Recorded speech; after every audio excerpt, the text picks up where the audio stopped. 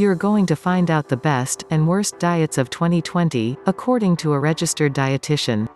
Plus, what we can learn from fad diets that may not be so great for you in the long run.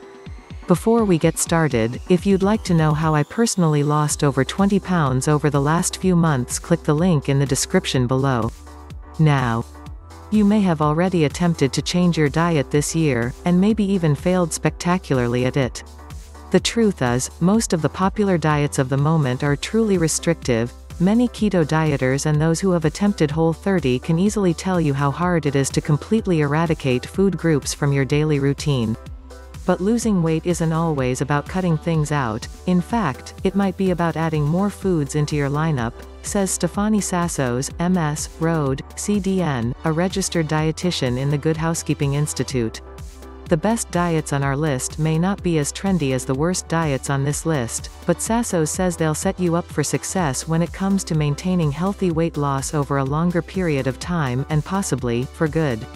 Regardless of which diet you choose to try this year, you need to practice the following advice in order to truly reap all the benefits that sustained weight loss can offer. Hydrate. It's the very first thing you can do for your body, and believe it or not, being dehydrated could tie into why you're having issues on a diet in the first place, Sassos says. Hydration might be the key because it keeps you full, expands in your stomach, and helps with satiety overall. Much in line with current recommendations, Sassos says you'll need to work your way through at least 6 to 8 cups each day, and you may need more depending on how active you are. Eliminate added sugar. Per the American Heart Association, women shouldn't consume more than 25 grams of sugar each day. It's 35 grams for men, but Sassos says the average American eats around 77 grams of sugar each day.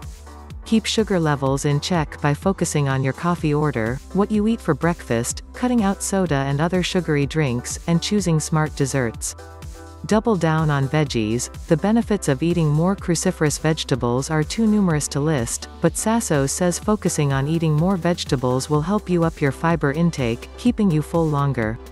Plus, you'll reap the benefits of antioxidants galore. Hit the gym. Supercharging your diet to run on the leanest sources of fuel, i.e. less empty calories, is only half the battle.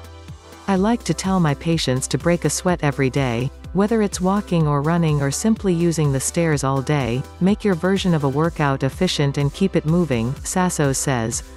Aim for at least 30 minutes of heart-pumping activity each day. Eat mindfully. Unlike many of the fad diets that we call out on this list, Sassos says it's important to eat when you truly feel hungry. It's about listening to your body. Ask yourself, is this a hunger cue, or is this a habit that I've created, and I should stop? If you eat cookies every day at 3 p.m., that might be a habit, but if you're hungry before bedtime, it may be time to reach for a protein-rich snack because you didn't eat well that day. The best diets to try in 2020. The Mediterranean diet. Sass's top pick is one we've been hearing more about in the last few years, the Mediterranean diet. You won't be counting calories or stressing over a slip-up on this diet because it's based on the atmosphere of life in nations like Greece, Spain, Italy, and the south of France. Instead, you'll be eating as many vegetables, fruits, pulses and legumes, including everything from beans to lentils, and many sources of whole grains. Farro is your friend. While you'll enjoy lean proteins such as salmon nearly every day, you can indulge in better-for-you sources of saturated fats, cheese and some cured meats included. It's an approach to cooking that emphasizes vegetables, naturally leading to a ton of antioxidants, vitamins, and minerals in your diet, Sassos says, adding that the diet has been linked to weight loss and a reduction in disease risk, plus a boost in longevity overall. Many curious health experts first began exploring the benefits of the Mediterranean diet in the early 2010s, shortly after a team at the University of Barcelona demonstrated how effectively the diet transformed cardiovascular health for at-risk individuals. There are many pieces of evidence that point to the diet's effectiveness in preventing disease, but most recently, newly published results of a study in the journal Gut demonstrate how the Mediterranean diet may also vastly improve our digestive health. At its core, the diet is all about getting back to the basics and really enjoying whole foods, Sassos says.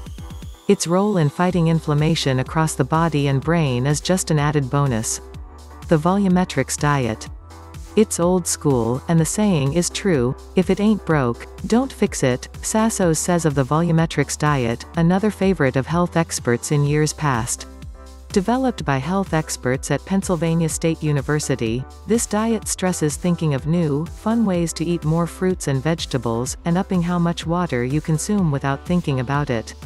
Since it's based on the volume of your meals, people often feel like they're eating quite a lot, which is good for dieters who can't fight hunger pangs. I am a type of person where I like to maximize my calories, and I don't want to feel starving, Sassos says, adding that the volumetrics approach also ups your fiber to maximize satiety. Why would I have one tiny cookie when I could have this giant Greek yogurt sundae? I like more, and feeling full. Sassos says the evidence presented by Barbara Rollins, Ph.D., the author behind the Ultimate Volumetrics Diet, is more than solid. It'll help you eat more veggies naturally by targeting foods that keep you full and happy without leaving you wishing you could have a piece of cheese at midnight. Plant-based flexitarian diet. Notice that we aren't using the V word here. I often recommend going plant-based as much as possible versus going completely vegan, because adopting a vegan lifestyle can be very difficult for people who are simply hoping to lose weight and not address other health issues, Sassos says. You shouldn't feel guilty if you can't fully go vegan or if you've failed in trying to do so in the past. Rather, you should empower yourself to adopt your meals to be as plant-forward as possible. Being a flexitarian isn't like following other diets with strict regimens, it's about setting a schedule that fits your own needs and lifestyle, and there's not a set meal plan you need to adhere to. Flexitarian meal plans are best when focused on targeting certain meals to be as devoid of dairy and meat as possible, but it doesn't mean you can't enjoy these items throughout the week. You can still have things like chicken, but flexitarian diets are at least 50% plants or more, Sassos says. At my house, we do totally plant-based, true to vegan style, meals between 2 and 3 days a week, where I substitute dairy and meat for plant-based alternatives or omit altogether. An important caveat, though, being vegan or flexitarian doesn't mean you have carte blanche to eat fake, vegan alternatives like Impossible Burgers all the time. Vegan meals and snacks can also be unhealthy, too. Things like Oreos and chips may be considered vegan, but that doesn't mean they're healthy. The top diet to avoid in 2020. The keto diet, just as the Mediterranean diet has enjoyed the spotlight as one of the healthiest diets in the last few years, the keto diet is equally publicized for promising results on a controversial meal plan. For most health professionals, understanding a diet's effectiveness boils down to why it was created in the first place. And the ketogenic diet was largely designed, interestingly enough, as a form of treatment for pediatric epilepsy in the 20th century, Sassos says. For those of you who don't know, manipulating your body into ketosis requires you to vastly restrict almost all sources of lean protein and almost all carbohydrates, fruits, veggies, and legumes included. But Sassos believes cutting out nutrient-dense veggies and other complex carbohydrates could do damage to much more than just your waistline. The first thing that your brain needs to function are carbs. When you cut out carbs completely, you could be affecting regions of your body that you're not even aware of, Sassos says. You need carbs. Cooking the right kinds of healthy carbohydrates and watching your portion sizes are much more valuable tips than any kind of exclusion from your diet. There's some science behind why you may lose weight during the first few weeks, mostly water weight, and Sassos says that she appreciates the awareness that keto programs have brought to added sugar. It does keep you away from candy and really sugary treats, but the fact of the matter is that you do need to eat natural sources of sugar, she argues. Apples, Ezekiel bread, grains like farro and quinoa, beans, all of these things will contain natural sugars and complex carbs, and they're part of a wholesome, balanced diet. Staving off all sources of carbohydrates in the long term isn't sustainable for most. Sassos says a failed attempt at the keto diet could end up in even more weight afterwards, or long-lasting damaging side effects from the increased dependency on fat. If you're a normal healthy person and you're suddenly eating bacon, butter, and all of this red meat, it will affect your heart and overall cardiovascular system in not so great ways. weight cycling, or the aspect of continuously dieting just to gain weight back later, has been shown to be severely damaging on our psyche and may even impact longevity, especially in young adults and teens, and critics of the keto diet highlight this, as getting off the diet can often lead to rapid weight gain shortly thereafter. What can we learn from other fad diets? There are too many harmful trendy diets to count, but sometimes the allure of a fad diet, often adopted by celebrities in a dramatic fashion, has to do with results. Sassos highlights the following 3 diets as being bad choices for long-term, sustained weight loss, but she also agrees that there are some lessons hiding beneath all of the glossy photos of their successes.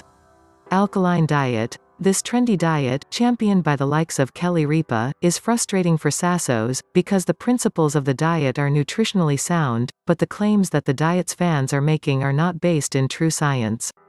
This diet basically promotes a healthy diet and a healthy eating pattern. It asks you to lean into vegetables and a meal plan that is anti-inflammatory, without processed foods, in addition to upping vitamins and minerals, Sassos explains. But the mechanisms by which the proponents of the diet say it works doesn't have any clout in actual research.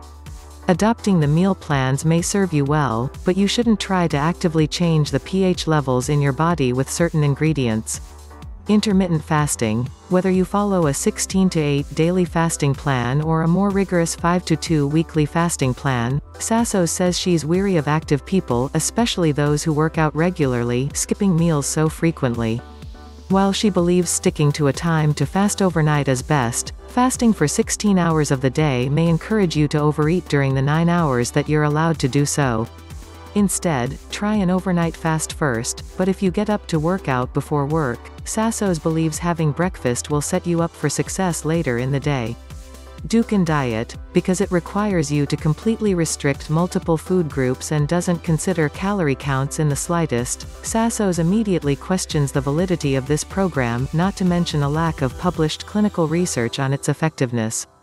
There are countless rules to follow on the Dukan diet, but if there's one thing you can take away, it's that lean proteins can be quite filling. Incorporating more fatty fish, shrimp, chicken, and the once-in-a-blue moon steak can keep you satisfied throughout the day, perfect for lunch ideas.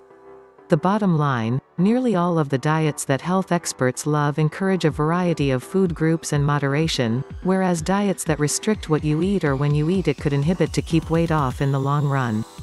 Anything that seems questionable probably is, Sassos says. Case in point, the Dr. Sebi diet, which is currently making rounds on the internet for fast weight loss. Try to look for any scientific credentials within the book or website in question, and see if the diet's name has been attached to any scientific research published in journals. If you've never heard of it, it's probably for good reason. Thanks for watching. Don't forget to like this video and subscribe for more, and click the link in the description below to learn about an amazing diet program.